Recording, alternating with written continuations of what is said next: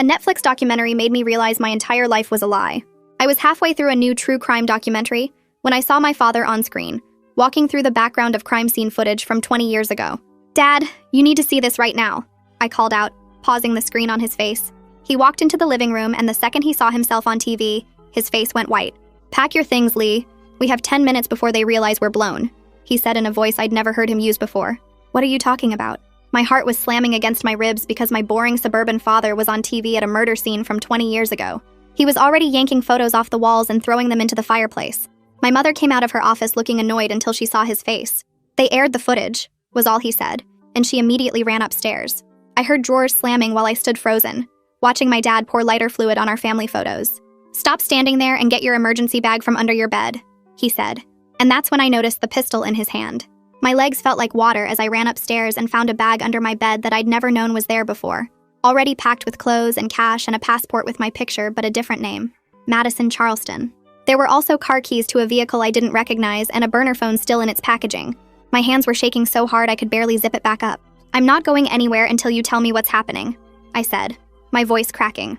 My dad looked at his watch and then at my mom, who was suddenly in the doorway with 3 duffel bags.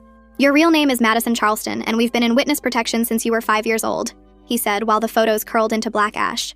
The words didn't make sense, but the weapon in his hand was real, and the terror in my mother's eyes was real, and my entire life was apparently fake. "This can't be real," I said, backing against the wall. "We live in Ohio and you work at State Farm and Mom teaches piano lessons." My dad actually laughed, but it sounded bitter and wrong. "I haven't worked a day at State Farm and your mother hasn't touched a piano since we got here. Those are just the stories we tell people." My mom was stuffing ammunition boxes into one of the duffel bags like this was completely normal. "The piano students who come here are federal agents checking in on us," she said without looking up. My mother's phone rang and she answered in a harsh, guttural language, then switched to English. "Handlers compromised. We're on our own. They killed Tyson an hour ago." My dad swore and pulled a revolver from inside the cereal box.